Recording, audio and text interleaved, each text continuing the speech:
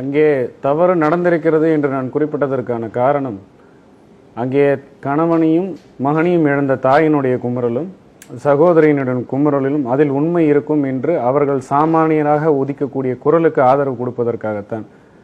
மக்களால் தேர்ந்தெடுக்கப்பட்ட அரசுடைய தலையாய கடமை சாமானியர்கள் பக்கம் நிற்பது, சாமானியர்களுக்கு நீதி கிடைக்க செய்வது. அதை தான் முதலமைச்சரும் செய்து கொண்டிருக்கின்றார், செய்வார்.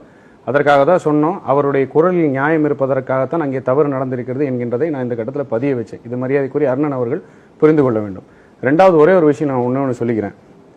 ஒரு சட்டத்தின் பார்வையில், சட்டத்தின் வரையறையில் என்ன நடைபெற வேண்டுமோ, என்ன டிரான்ஸ்பரண்டாக நடைபெற வேண்டுமோ அதுதான் இங்கே நடைபெற்று கொண்டிருக்கிறது. ஒரு தனிநபரனுடைய அஜெண்டாவுக்கோ, ஒரு தனிநபரனுடைய அவசரத்திற்கோ, இல்லை ஒரு அரசியல் ஆதாயத்திற்காகவோ சட்டம் என்பது வளைந்து கொடுப்பது கிடையாது. மரியாதைக்குரிய பொன்முடி அவர்களுக்கும் நான் நினைவூட்ட விரும்புவது என்றால், 2009 பிப்ரவரி நீங்கள் சொல்லி காவலர்கள் ஹைகோர்ட்டுக்கு போனார்களா, இல்லை போலீஸ்காரர்கள் வந்து தானாவே போனாங்களா? அதற்கு விடை என்ன?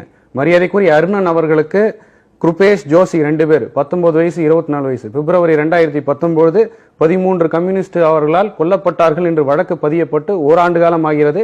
அவர்கள் சிறையில் வெளியில் இருக்கிறார்கள், சிறையில் உள்ளே இருக்கிறார்களா கேரளாவில்? அதனால் உங்களுடைய அனுபவத்தை வைத்து எங்களை எடை போடாதீர்கள். இங்கு சாமானியர்களுக்கு கண்டிப்பாக நியாயம் கிடைக்கும். இந்த வழக்கை பொறுத்த வரைக்கும் முதலமைச்சர் நியாயத்தை நிலைநாட்டுவார் என்கின்ற உத்தரவாதத்தை மட்டும் நான் தெரிவித்துக் கொள்கின்றேன்.